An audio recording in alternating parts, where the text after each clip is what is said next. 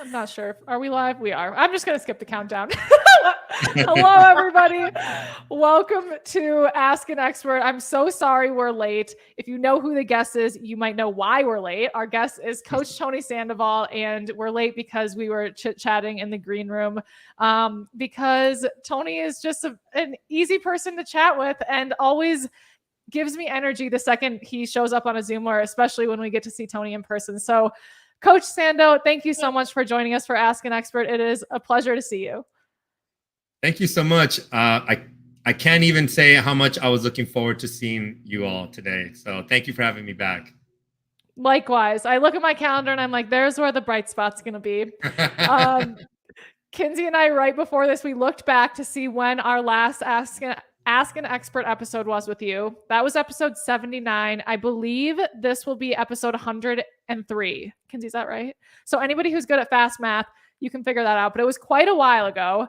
So in the past 25-ish weeks, 24, 20-ish weeks, what have you been up to? What is new? What's going on over in Kentucky? So, I mean, the coaching program that I run here in town has been growing. So I hired a new coach. Her name is Ali Kruger. So she was on the UK eventing team. I've been working with her as a client for like 3 or 4 years.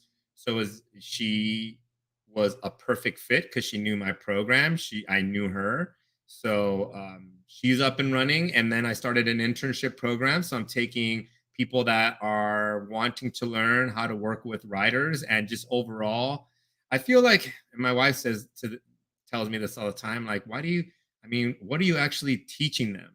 And because what she hears is me talk a little bit about like the X's and O's, but then also about life and the humans and like how to be a good person, and we get deep. So if you're the internship program, I would say is very, very emotionally draining. If you know me, you know I come with it. So I feel like those girls are learning a lot about like when you get out in the real world, how it's going to be as a strength and conditioning professional.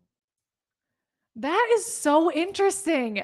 But I don't think being around you could possibly be draining, but I do know that just conversing with you and being around you, it does, like, it's real so soon, and you feel like you're connected to the people because you're willing to be so present and you're so curious and wanting to give. So I can see that there's a lot of emotion, but I doubt it's draining. That sounds really exciting, and that's really exciting that Ali joined your team as well. For anybody, one thing that people probably hopefully know is that since that last Ask an Expert, we have 6 of Coach Sando's modules up on the Ride IQ app and more to come. Coach Sando, for anybody who hasn't embarked on the modules, will you give us a bit of an overview of what the modules are? Are they meant to be taken as a progression? Is there a goal? Just kind of introduce people to them, because I hope that after listening to this, more people might dip their toe in. Yeah, so I'd like to think that it's a very inviting module series. And what I mean by inviting is that it starts off, and now this is all relative, but it starts off, I'm going to say, digestible. The concepts are easy because the overarching theme is that this is a journey. It's making equestrian performance, which is very difficult, and there's a lot of different ways you can go about it. It makes it easy to understand what we're going to be doing in these modules. And we start off just understanding how your muscles feel. Feeling, I would say, if one word, it's just, you don't know how much life stresses you out because we're so robust as an organism that we handle stress so well that we don't even know it until you put a foam roller or a vibrating massage ball on a muscle that's been tense for years, and then you figure out, oh my God, what's going on? So you start with feel, and then you move your way up through the modules to improve your movement, to figure out where little patterns that you are compensating very well, but maybe not so much in other movement patterns. And then we start talking about strengthening and start moving from the feel to movement to execute. Let's execute some movements that are going to be hopefully simple to understand, and that by the end you feel stronger, you feel more connected to your body, and you have tools that you can use to make sure that there's a maintenance phase if that you can use while you're at a show. You can learn how to relax your muscles by doing certain routines. You know how to take inventory when you're riding. If something's not going well, maybe it's some certain body parts that are not working well. Maybe you need to go back a couple modules and take some of the skills that you learned there. So I feel like from feel to performance, there's a really good line that people can follow. And I won't say it's easy, it's just simple. Is that right? Is that how the saying goes? Or it's simple, not easy. There it is. Simple, I simple to love understand. that. Yeah, Yeah. simple to understand. But there, I mean, when we read all the comments, or when I read the comments on in the Facebook group, the subgroup, I mean, people are like, their comments kill me, because I look at it as I've been doing it for so long, I kind of forget, oh yeah, when I first did this, it did hurt. Because I'm saying, oh, it'll be a light pressure, and it's not. And it's not. I can confirm it hurts, but that's good. It means you're making progress. And for anybody who isn't aware, there's a Ride IQ Tony workout messaging group that is in the Ride IQ private community on Facebook, and it is awesome. It is like nonstop support and motivation, and Tony is there to answer questions. And I've even seen Tony will answer questions with full produced videos. He is a total legend. So definitely, if you're not in that group, join it. I highly recommend. It's a great time. So one thing you just mentioned, Tony, is there's these different modules, and right now it's 1 through 6. There will be 1 through 10. How do you, with the modules, is there a way to know when it's a good time to move on to the next with the modules, and also just in general activity? When do you know it's a good time to increase weight or move on to the next level of difficulty? Okay, so let me tackle the weight question first, because that's within a module. The modules are set up where I'm talking, and I always cut out after the second set, because if someone only has time to do the second set, they can fast forward or keep going through the video. If someone has a little bit more time and wants to challenge themselves, volume, so by adding another set, is what makes the workout more challenging, because now you're putting more work on your body. So you can pause the video and just do another set. That's how you increase the intensity. Now you can also increase it by adding more repetitions. I have a certain amount of repetitions that I like to go through because it's safe. So if I make any errors, it's on the side of caution, because people have to understand that when you get really sore where you can't sit on the toilet, it's because you had too much volume. Nobody gets extremely sore from intensity, meaning the heavier weight, because the amount of time that you're training or you're lifting a weight is very small. So for instance, if I'm lifting a certain dumbbell for 3 repetitions, that's probably going to be about 5-6 seconds. If you lift that same dumbbell 15 repetitions, which people like to do even with lighter weight, 15 reps, low weight, high reps, the 15 reps will make you more sore with the lighter weight than doing 3 repetitions with something extremely heavier. So for me, I want to make sure that people can continue riding. And that's the big thing. When you work on fitness, the goal is not how are you going to ride the next day or how are you going to ride that afternoon. It's just, let's be fit.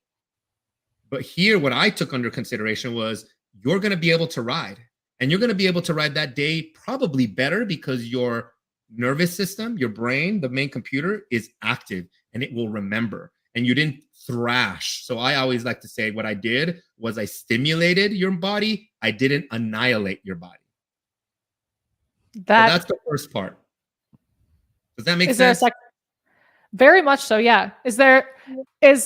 I guess what I was going to ask is, what can people, I know we start simple, to use your word. I was going to say basic, with some stretching and foam rolling and identifying those areas that might be the areas that are carrying tension and that you might benefit from, knowing that they're there and loosening them up. So that's where you start with module 1. How does the progression work? Or what can people expect once they work through to module 10? Is it a lot of like free weight work or cardio? Is it all of those things? And why did you put them in that order? So now going to that second part of that question is like, when do I move on? And so module 1 and 2 are your foundation. You can always do module 1 and 2 depending on what your week is looking like, because you should never not address how your tissue quality is, how your muscles are feeling. You should never not, if you have a long day of work, spend 5 minutes doing a couple stretches from module 2 to make sure that you're not offsetting sitting your progress with your writing by sitting at work for 8 hours not doing anything. Right? So module 1 and 2, think about it as your utility tools. Now, when you start going through modules 3 and up, now those are more like the strength training stuff. I'm teaching you how your muscles actually work when they're exercising. And there's 3 phases that I go over that. Now, when you go from 3 to 4, I would say you got to spend at least 3 weeks, if not 4, depending on how often you do them. Now, there's some people that are doing them that I read like twice a week. Awesome. If you're doing it 3 times a week, here's my only, I guess, like we'll say asterisk. Doing the same workout every time you work out for 3 weeks is going to be mentally exhausting. It's going to be boring. I can do the same workout, say Monday, for 5 weeks, but it's every Monday, not every Monday, Wednesday, Friday. Wednesdays would have another workout and Fridays would have another workout. So I would say use them. Like if you're working out once a week and you're doing a little cardio session on your own as well, then that gives you 2 days of training. Then that's great. If you want to use it twice a week, module 3, that's awesome. When do you move on? You move on when you feel very comfortable in the positions and you're like up in the 12 rep range. If you can do an eccentric movement, lowering your body for 4 seconds and your legs are burning, but now it's like, wow, my legs aren't burning as bad. Now I can do 12 repetitions. I can do 3 sets of 12 repetitions. Move on to module 4, which is isometrics. Now it's a different type of burn. And then when you're done with that, same thing, you move on to the next. So kind of to recap, it's make sure that you're using enough frequency, 1 to 2 times a week. 3, I would say you're pushing it just because of the boredom factor. When you can get into the sets and reps where you're like 3 sets, Tony's doing 8, I'm doing 12 because I can handle it. 12, it's time to move on. I think it's too light. Don't get into the 15s because that defeats the purpose of using an eccentric muscle contraction is what it's called. So those are the key things to help you out when you're moving on to module 4. And they're all set up in a way where your body understands going from eccentric to concentric and then to isometric to concentric, which is down the line. And then once you have a good idea of how your body's moving, you have this good strength behind you as a foundation. Now I start getting into the later modules where they're specific, meaning if you are someone that collapses when they ride, do you rotate in the saddle when you ride?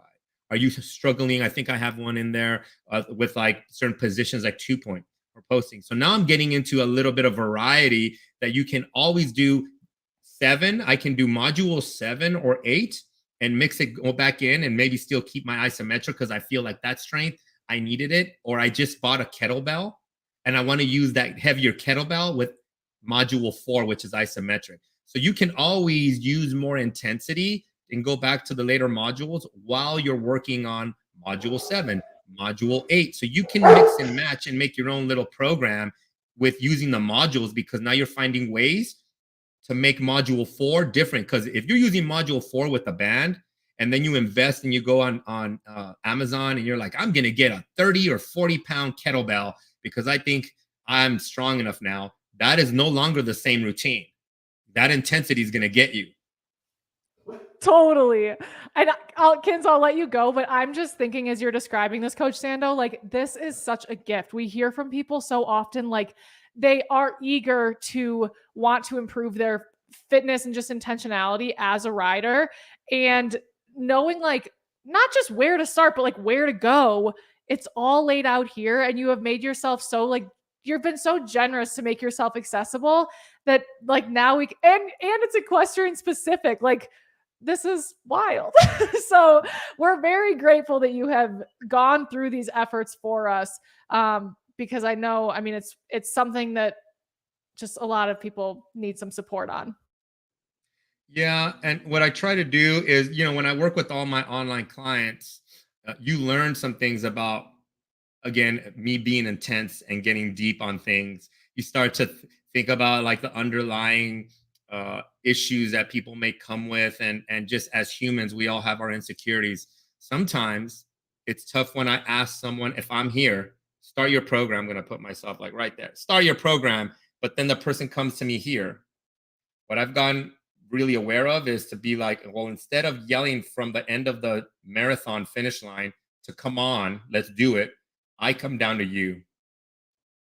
And I try to coach people up from where they're at, not where I'm at, where you're at, to make it a little bit easier for someone that has failed in a lot of programs, to make it a lot more doable for people to find their small wins, and for it not to be this all or nothing mentality. That's what I really preach about in my programs is uh, I've learned how to have 20 minutes and go, okay, I'm not going to get the workout I wanted, but I'm going to be consistent, and it becomes a habit. So no matter what's going on in your day-to-day life, time is not going to be my excuse.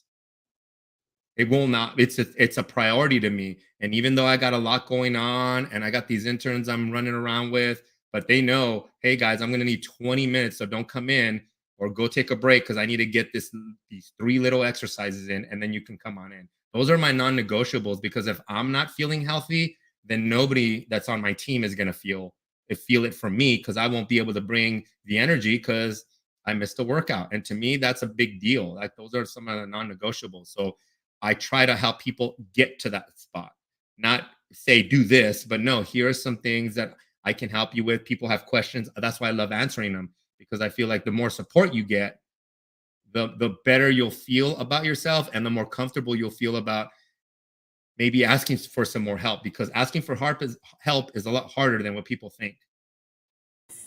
Absolutely. And one thing I've found is sometimes if I hit a wall, like I get burnt out with like what I'm doing with a workout or something, if I just take it back and like do something that I enjoy for a workout, like even if it's easier, like I like get into a habit, and like now I'm working out way more because I'm enjoying it versus like going once a week and feeling like I'm going to die at the end of it. So I think that that's a really good approach. And I really appreciate that you are doing that with riders and just athletes in general. I think that that's awesome.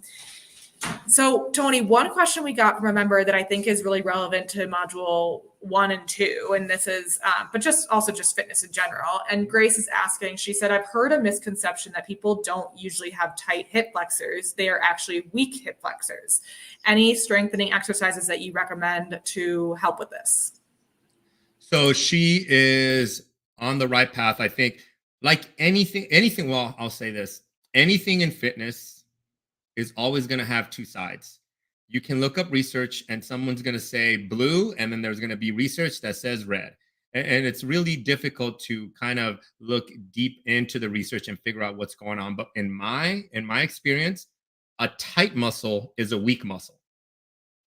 And so when you try to stretch out a weak muscle, the body is going to override you and say, we don't want to stretch out this muscle because we don't know if it's strong enough to contract again. So we're just going to keep it here in this little range of motion. And I don't care if you need me to bring my leg back and my hip forward. That's going to lengthen the hip flexor.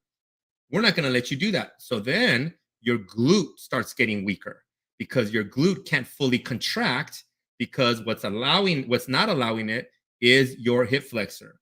That little relationship is called, I'm going to get sciencey on you guys, reciprocal inhibition.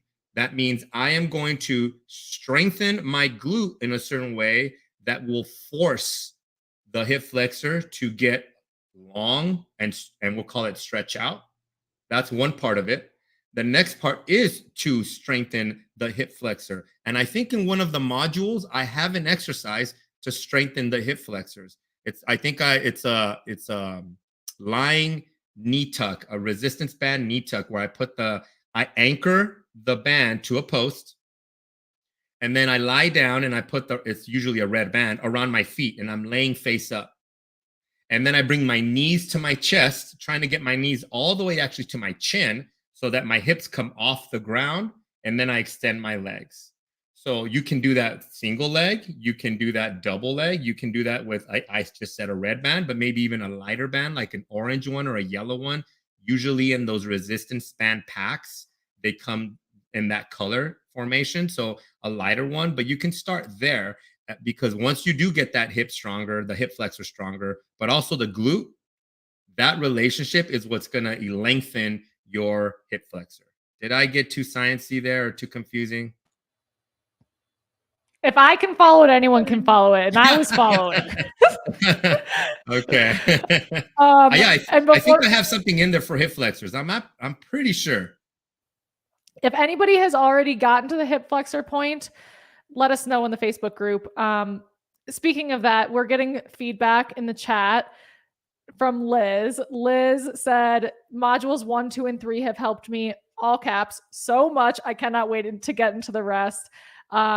She said that she's eager to get into module 4 and beyond. I haven't felt ready to get into 4 yet because I'm so inconsistent, but after hearing you, she wants to get into 4. So that's amazing. Kinsey, I'm going to start reading Krista's question. I can't find the end of it in the Facebook group, so if you can look up the end while I'm reading the beginning. I think this is really interesting and probably something a lot of adult amateur riders can relate to. So first it says, hi, Coach Sando. I love your contributions to Ride IQ. Here's my question. I've been trying to get more fit for riding through going to the gym more often, doing spin classes and Pilates, as well as riding 2 horses per day. I've lost 4 pounds in 8 weeks. I'm 60 years old, and it's not coming off very easily or very fast. I added the spin and Pilates classes after 5 weeks. I'm using a calorie tracker. I started noticing that I was rarely reaching my protein goals, which is 99 grams per day, and same with my fiber goals. I added quinoa, beans, edamame, and increased protein, and now I get my 22 grams of fiber easily. The problem is that I can, and then Kinsey, do you have the rest? The problem is that I can hardly ever reach my protein goal. I really don't like protein shakes or highly processed food. What do you recommend to reach my protein intake level? Do you eat like 3 eggs and a whole chicken every day? I just can't do that. I mean, this is typical everyday stuff that I help with my clients. So here's the solution. Number 1, it's always better to know, like, especially with Liz, since she's been tracking, she knows where she's at. Now, the big thing is to take steps very small with protein, because if Liz needed, depending on her age, her weight, if she needed 120 to 130 grams of protein, but she was only eating 40, and that's what she was tracking. If I told her, hey, here's a way for you to eat 130, her stomach would hate me, and she would hate me. Right. So that's the solution is never hit your protein goal. The solution is, how can I get better from where I'm at right now? Because what happens is you have to develop the health, the lifestyle and the habits to hit protein. I can't get enough protein. I mean, when people, sometimes it gets embarrassing because even my in-laws, they already know, like, Tony has to order 2 meals because he needs all that protein. And it's laughing, but I'm also in the deep down inside, like, I'm sorry, guys, I just need to hit my protein goal, but I've built up that habit. So for Liz, I would say, don't worry about getting it tomorrow. Worry about if you were at, I think I forget what number she said she was at, 99 Krista, grams. actually. Krista said, Krista. Liz was in the comments, but Krista said that she's aiming for 99 grams a day. Okay, so and also do not listen to like MyFitnessPal or any of those programs, because they don't do a good job assessing and giving you what you actually need. I always try to go off of a percentage or like what would be your goal weight to be at. So unless your goal weight is to be 99 pounds, I would not eat 99 grams of protein. It's just not enough, especially for an athlete. So once you know where you're at, if your goal is 99, but you were at 60, that's a big jump for your stomach because you don't have the environment in your gut to be able to process all of that protein. So then you feel like you're pregnant, or you even look like it. Some people get distended because they can't absorb all that protein. So, and you don't have to have a lot of processed foods. What I tell people is, once you know where you got to be at, just work on that little goal of adding either a Greek yogurt or adding in some snacks. Like what Kristen will do is she'll go to Costco and she'll debone one of their chickens. And then while she's like coming in and out from her office, she'll just grab like a handful of shredded chicken that she has, and that's what she'll eat it. Or she'll put that in like a wrap and like just munch on it. But no, I have to eat this 6 ounces throughout this amount of time so that I can hit my goal. But it's nothing very formal. It's just like, these are the amounts I have to hit. And she makes it easier for herself by, here's the word that's really scary, prepping ahead of time. And if you can prep ahead of time, then you know you have a plan to get there. So I think that knowing where you're at and having a realistic goal, like maybe 10 to 15 grams higher than when you're at, and take your time, take about 2 to 3 weeks to get there, because your body, your stomach, I should say, may adapt fast or it may not adapt fast. And if it doesn't, that's a sign. That's a sign that your gut health is not optimal. If it's just hanging around in your gut. So you may need to, now we're getting into the weeds here, but you may need to take like something to help digest your gut, like a prebiotic, a probiotic, something to improve your gut health, like glutamine is something that I suggest people that have a lot of gut issues to take glutamine. People usually take that for muscle recovery, but it's actually really, really, really good for stomach gut issues, is taking glutamine. A lot will be, you'll figure out a lot once you start cleaning up your diet that, oh my God, I don't even digest food well. Especially if you're coming from a situation where you're used to eating only 2 times a day. Your body gets used to that. And then it's really hard to add that snack. It's really hard to add a 3rd meal. It's really hard to add a 4th meal. So you have to give yourself grace and be patient with it. Tony, what are your like preferred sources of protein? Okay, so obviously for me, it's going to be, I don't say lean cuts. What I say is just to have a variety. I like to have my chicken, yes, eggs, and I have a lot of clients here that own farms with chickens. So I get the access of having, farm to table eggs. But we'll also do a lot of ground turkey. Kristen finds recipes to make like little miniature ground turkey balls that she seasons. So now she could put it in a big container, and then that's her snacks, is like a couple of these equal this much protein. So she'll, put all kinds of seasonings on ground turkey, ground chicken. If we can't grill chicken breast. But chicken is going to be a cool supplement for us, or a cool protein source. And also I have another client that I buy like quarter cows from. So we have ground beef, but it's not ground beef that's processed. When you buy like a cow and you see what it looks like fresh, you're like, I will never go in the grocery store and buy meat again, because it looks and it smells and it tastes so much different. So I would always tell people, make sure that you're getting it from a good source, this red meat, because red meat is not bad as much as bad publicity it gets. It's just the quality of it in grocery stores is not the best. But red meat is good for you. We also eat fish. We also eat pork, and we don't have so much of it, but we'll have like a pork tenderloin here and there. We have a lot of salmon, but I think what really helps us is we also have like chickpea pasta.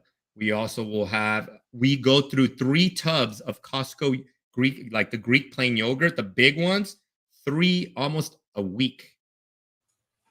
3.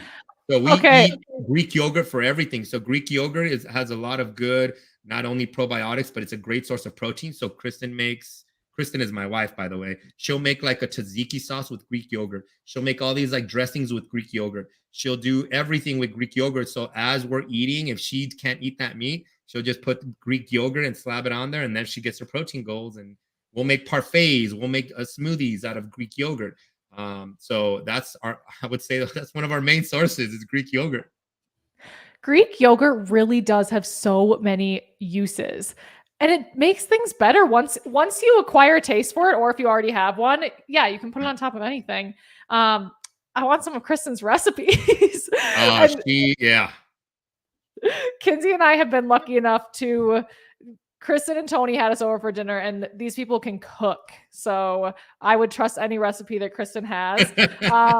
Also mentioning the meat thing, same goes for eggs. Like I've purchased farm fresh eggs and unintentionally put a farm fresh egg in a pan next to a grocery store bought egg. And I was like, oh my gosh, I don't think I want to eat. They look so different. The color is so different. And it really makes you, if nothing else, makes you like think through like, what's making the difference and whatnot. Anyways, I digress. On the topic of nutrition, one thing that I really appreciate about you is how holistically you support your athletes. Like you've already mentioned sleep and we're talking about nutrition. You've even touched on mental health. Like there's so many things that have to come together for an athlete to be performing optimally and feeling their best.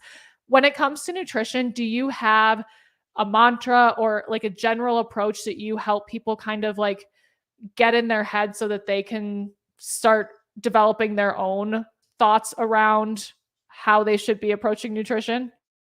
Yeah. So my big thing, and again, I mean, I always mention Kristen a lot, but she was, I guess you would say, what would be like the beacon of where I should have my brain around. Because I was always around so many athletes. That's not realistic when I'm now in this sector, in what she would call the real world. And you have people not 18 to 21 or 22 that can pretty much destroy their bodies but still have a six-pack because you're at that age. But now when you work with people and I see what she does, I always would scratch my head like, what do you do? How are you eating like that? What are you doing? And she's like, you know how many people eat like me? A lot more than you think. So you better learn. And so I ask her questions, or I just look at her and go, what is going on? So I started developing this nutritional concept when I would teach people. And to me, nutrition is a journey, because what I think about nutrition is you're learning these skills that will help you make better decisions. So one thing that I always learned real early when I was working with athletes, and I used to test genetics. And when somebody would work with me, I'd have to ask you to purchase this genetic kit so that I knew exactly what types of training you would like, what types of vitamins your body likes, all the things that would benefit me creating this program that you would like. And I was listening to a podcast from this geneticist that I followed, and he says, we do all this research to find these genes that would tell us how you digest protein, fats, carbs, what you're allergic to. And what I found out, this is what he said, what I found out was that people don't inherit their genes from their parents. They inherit their habits. And I was like this for like 5 minutes. I turned off everything and I let it sink in, because I know what he was saying. Of course, we inherit our genes, but what he was saying is that if you really think about it, the way your parents taught you how to eat and do a lot of things is how you carry on as an adult. You just don't think about it. And so I would make fun of like the college girls that I work with, and I'd have them send me pictures of what they were eating. And one girl sent me like I forget what was it. It was a Cliff Bar Kid Z. And so when she sent that in there, I'm like, wait, I meant to send me a picture of you eating what you eat, not what your babysitting kid is eating. She's like, no, this is what I eat. Of course I was being a jerk, but what I wanted to get across was like, if you're going to be an athlete, then eat like one. And if you're 20, eat like a 20-year-old. But then I that was before I heard that podcast. But now I should have been like, you know what? That's just how she was taught to eat. And that's what she learned as she got out of home, is that, well, I don't have anything to anchor my nutrition habits. So now what I do is I understand. So I try to understand how you grew up as far as your nutrition. What was food to you? Was it something that was a cultural thing, like for me, where we get around our family and there's dancing and there's drinks and there's food and everybody's cooking? and that's how you celebrate stuff? Or was it something where it was like, I've had women that grew up in a household where there was eating disorders, and then you inherit that. And so is that a certain situation? So it really helps me understand like what you're dealing with. Once I know how your habits got formed and what they are, I can be very, very educational about how I need to guide you through the process. So once it's understanding, then it's setting some realistic goals, like knowing when you're tracking. I'm not judging. I just need to know what it looks like from day to day. That way I can say, well, Jessa, you eat 20 grams of protein a day. I know you don't know any other way to do it, but I'm going to give you this challenge. I'm going to give you this Greek yogurt, like Okio, something that tastes good, because at first I just need them to learn how to eat it. It's not even do they like it. It's just, can you eat it? And don't even eat all of it. Eat half the little container, because you're going to get a stomach issue. And sure enough, I just learn now how to like nurture. So once I understand, then I nurture someone from where they're at to where we're going to be, but make goals very realistic, because they'll ask me, so where do I need to be? No. That's not, your brain is going to start to be your own worst enemy, and you're going to start to compare to other people. All your goal is to hit that number and make sure that we're adjusting and we're getting better. And one of my clients, I'm always learning from my clients, by the way, ladies. One of my clients said something really cool, and I asked her permission to use this. So she came back from a trip and she said, I felt like crap. I was on the airplane and my husband was like, what's wrong? And she said, I just is in my head, like I just came back from a vacation, but I hated the way I looked in my swimsuit. I hate the way I feel now. And I'm just thinking about food all the time. And she said, I started tracking because I got over the fact that I was not tracking because I didn't want food to always be in the back of my head. But when I wasn't tracking, guess what was in the back of my head? Food. It was still in the back of her head how much she was eating, and she wasn't eating right. So now instead of thinking like, oh my God, I don't want to track because I don't want food to be my thing, even though it already is, now she's taking a positive approach and making an actionable thing to track her food so that she can move forward and make that whole situation into something that's beneficial, instead of telling people, well, Tony, I don't want to track my food. I don't want to have that bad relationship with food. If you make that statement, what I've learned, when you make statements like that, you already do. You already do. You just don't know it. So I have to try to nurture that out of you and make sure that we do have a good relationship and you're tracking what we need to. First, we track protein. We get that dialed in, then we go to carbs.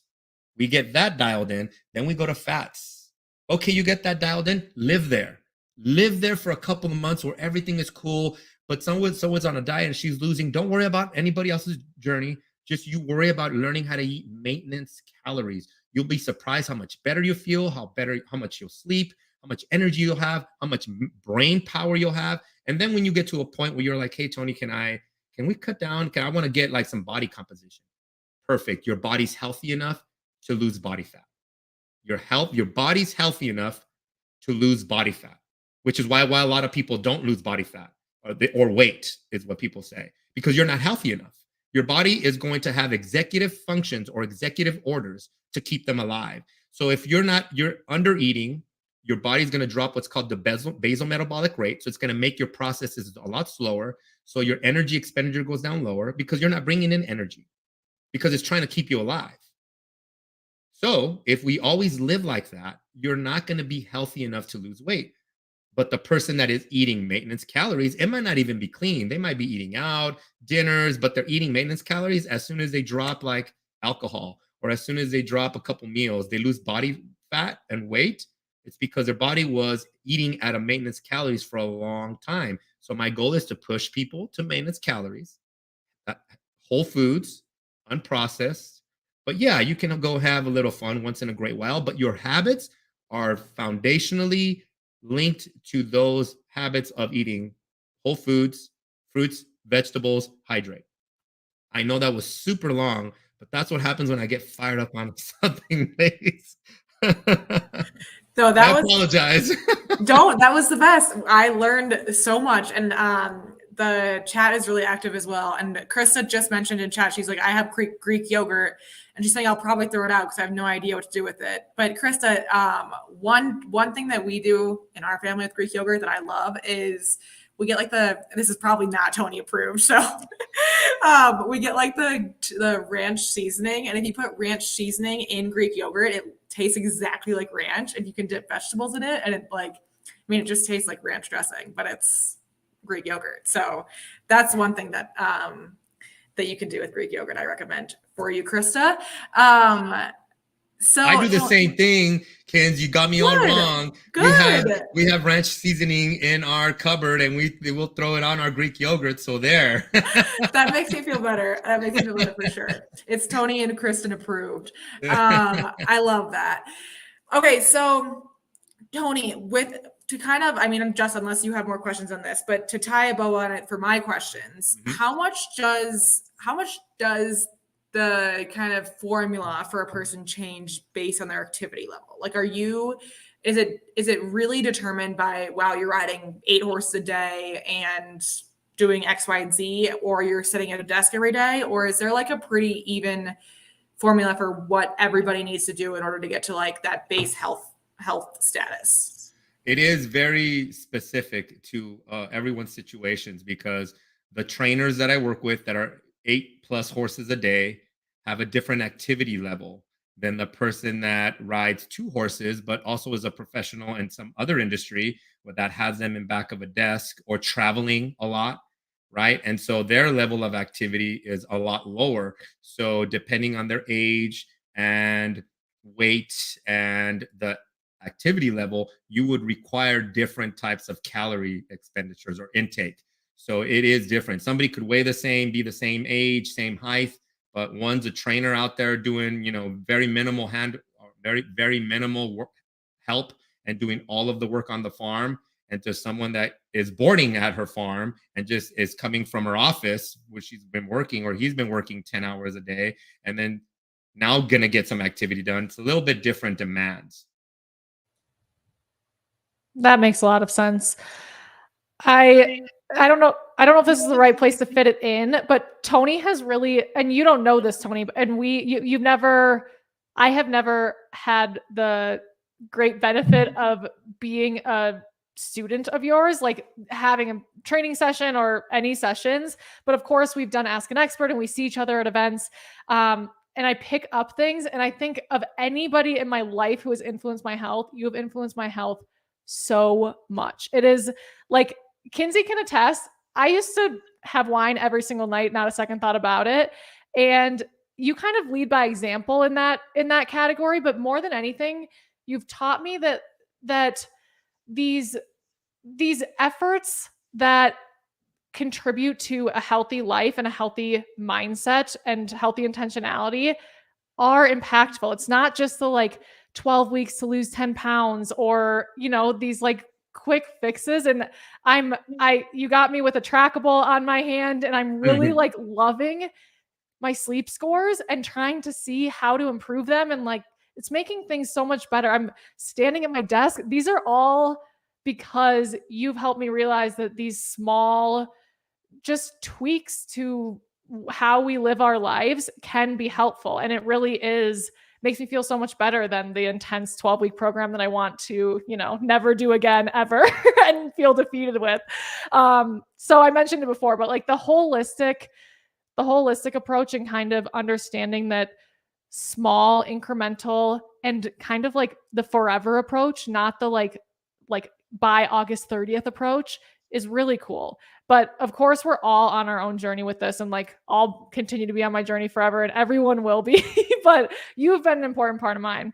So I don't know where I was going to go next. Actually, I do know where I was going to go next. There was a question before we started that I really was curious to ask you. It's about things in this space that are overrated and underrated. And you just mentioned one that BMI, is that overrated or underrated? Ice baths, overrated, underrated. All of these things that are kind of floating around and wanting to capture our attention or entice us. I guess we could start with underrated. What are things, fitness or nutrition, sleep, whatever it is, what do you think are some underrated things that exist in this space right now? I mean, the biggest one is sleep. More and more professionals are getting like their doctorate degrees, advanced degrees in sleep, because the more we find out what happens during sleep, the more we're trying to figure out hacks on how to have more sleep, how to be more efficient with your time, how to be more intentional with your pre-bed routines. Because the benefit, I mean, I think we're just really scratching the surface of what's going on. All these neuroscientists are starting to figure out how the brain ages and what you can do to help with people that have genetic predispositions to any type of brain disorders or diseases, that sleep may hold that off. So I think sleep is very underrated because, and I think especially in the equestrian world, you get a badge of honor for being tired and still going out there and trying to do the thing that you need to do. Like, it's toughness. It's tough to be, I work this many hours. I'm gonna get up and I got a show, so I'm up at 3:30,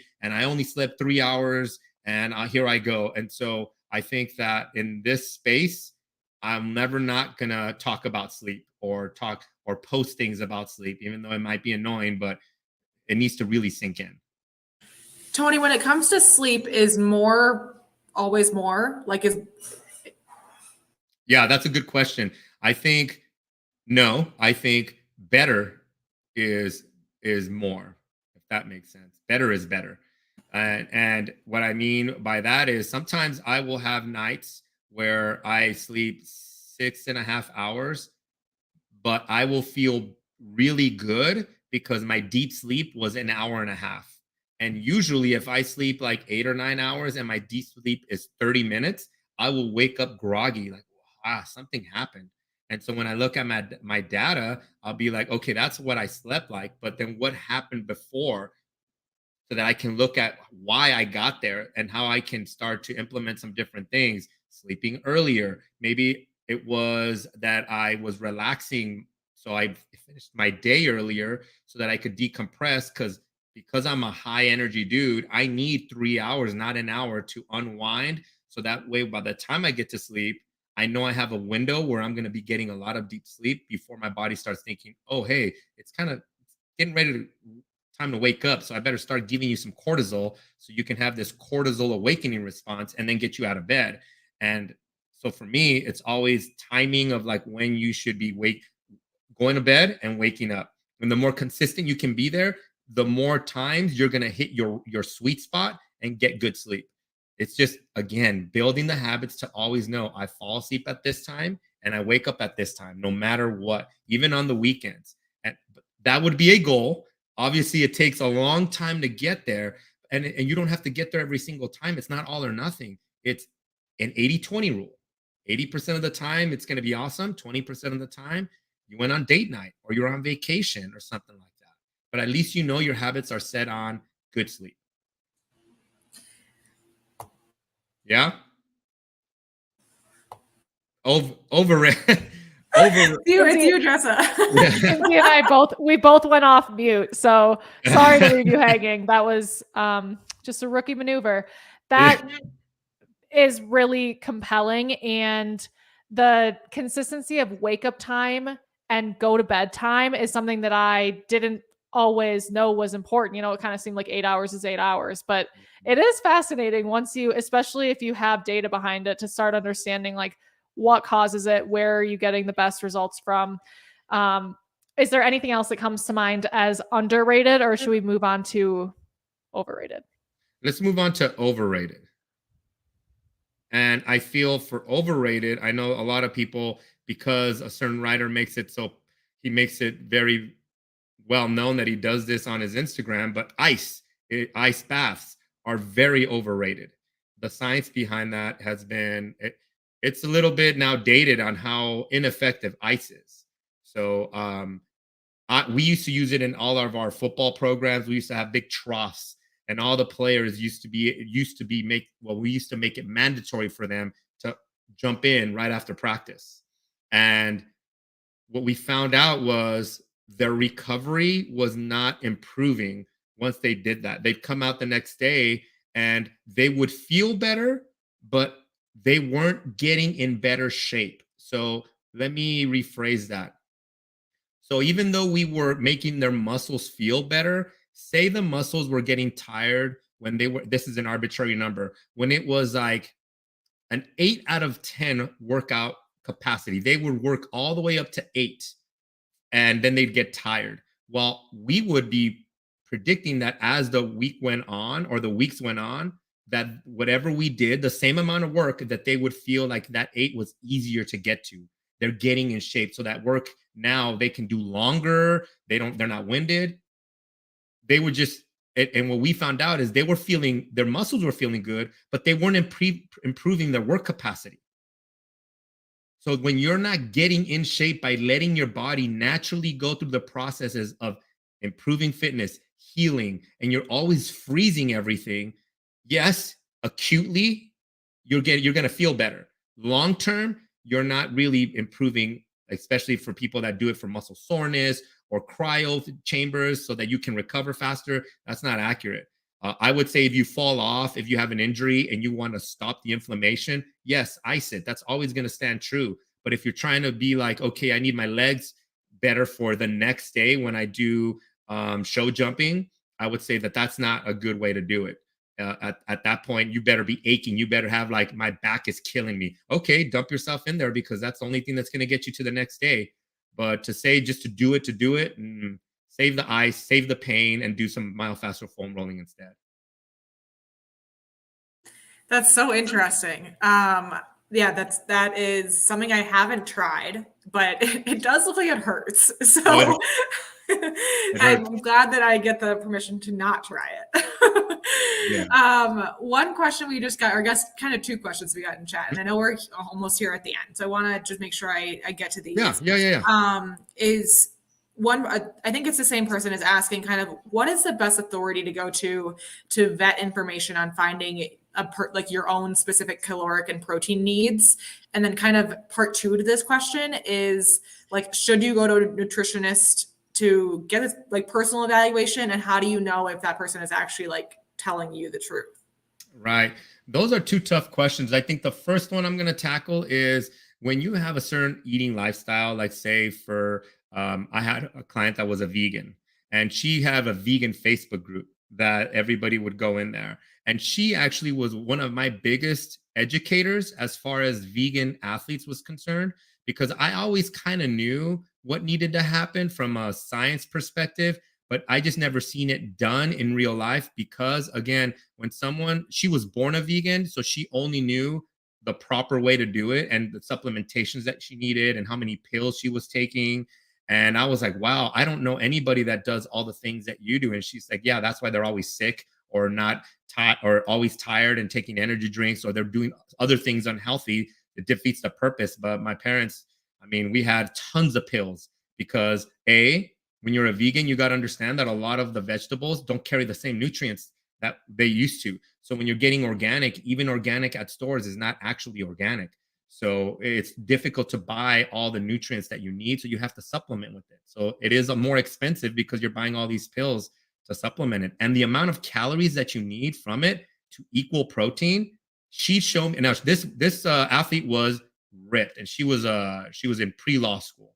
So she always worked out, part of her deal. And I mean, she was so in shape, but she showed me pictures of what she ate. It was a trough full of beans, legumes, and all these vegetables. And I asked her, you eat that? I couldn't eat that bowl. She's like, I eat this 4 times a day. Oh my God. How many calories is that? And she'd be like, oh, it's like 3,000 to 4,000 calories, but nothing of vegetables and all these things. I'm like, man, that's how you really do it.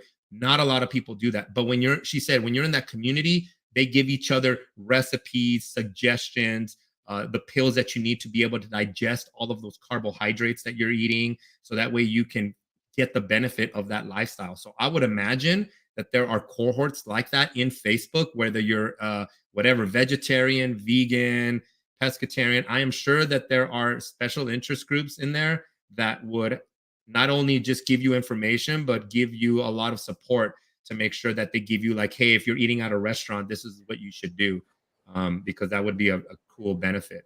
As far as nutritionist is concerned, so there's two thought processes there. The first one, if you go to a registered dietitian, their actual knowledge base from training a few registered dietitians their knowledge base as far as nutrition for health and wellness for people is very small. And you're like, you got to be kidding me.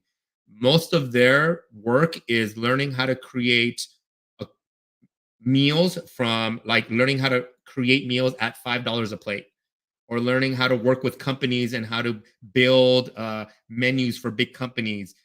Registered dietitians don't have the X's and O's. They understand it when you tell them because they know the science, but they don't understand how to actually apply or to implement a nutritional plan to people, even though legally in a lot of states, they're the only ones that can actually give a meal plan guide with specific meals. It's against the law in a lot of places. Even if you have a nutrition certification, you're still only allowed to guide people. You're not allowed to say you need to eat half a peach and you need to weigh this much and this much. That's only for registered dietitians. Well, a lot of people still do it, but legally they have a lot of power. They just don't have a lot of experience working with people. The only people that I feel registered dietitians that do well are because they started doing meal plans before they got their degree. And so they learned how to work with a lot of people, and then they just got their degree, and now they just made themselves legit. And there are a lot of companies that have people that know what they're doing. That's just like researching, and especially on Instagram, I know that there is a company that I used to be certified with. It's called Precision One, and Precision Nutrition. I think it's still called Precision One. They might have cut down to Precision Nutrition. Their certification is pretty intense, so people would need to know their stuff there. And that would be my only suggestion, is looking at companies like Precision Nutrition. And there's a couple others out there, I'm sure, but they would have more experience working with people instead of just like the books and learning from a book. What a great thing to know, that a registered dietitian isn't necessarily, just by being a registered dietitian doesn't mean that they're going to be able to serve the purpose that you're hoping they will. That's an important thing for people to know. I'm curious what resources you would suggest to people. Our members are I'm like inspired by them all the time, because they're like so hungry to learn more and absorb more. So are there podcasts or websites or even Instagram accounts or books, anything that comes to mind that you're like, this is a good resource for people who are interested in improving their health, wellness, fitness, whatever it is? I'm going to promote my old boss, and who I made the little presentation that I did with when we were at the USCA. And that's his podcast is called The Blueprint, and his name is Eric Coram. And on the Blueprint podcast, he brings in so many experts on all things health, wellness, longevity, anything from neuroscientists that talk about trauma and how to thrive through childhood trauma, to sleep experts, through bodybuilders. It's like an all-in-one type of format as far as information that you're going to learn. And they're all bite-sized, meaning they're all like 17, 20 minutes, because he brings in experts that you'll be like, oh my God, I can't handle more than a couple minutes, because they are dense, but he makes it fun. He's a really good interviewer, and he's smart. Besides him being one of my really, really good friends, he's super smart. And I can't say that a lot of the information that I talk about, I'm pretty much repeating what he says. I just pulled it up on my Spotify, and yeah, Krista, it's The Blueprint with Dr. Eric Coram. Yes. That's my former boss. He's the one that brought me to Kentucky. I mean, I've known him for a long time, and you are going to be so impressed with the people that he brings in, that are not the big namers that people bring in, but they are very, very, very smart in their field. This is awesome. Just like scanning through some of the topics. Yeah. There's like, it is so in line with what we've been talking about tonight. Number 323 is consistency over intensity. It's like, yes, I love it. Okay. Well, Tony, this has been amazing. Thank you so much for sharing your expertise, and always just like being such a bright light in all of our days. And before we let you go, is there anything else, like anything else based on any of the topics we covered today that you want to get out, or did you feel like we tied a good bow on these topics? I think we've had a good conversation. Nothing's really coming to the top of my head as far as what I want to leave with, except I am very humble that the people that have done the modules have really found lots of benefit from them.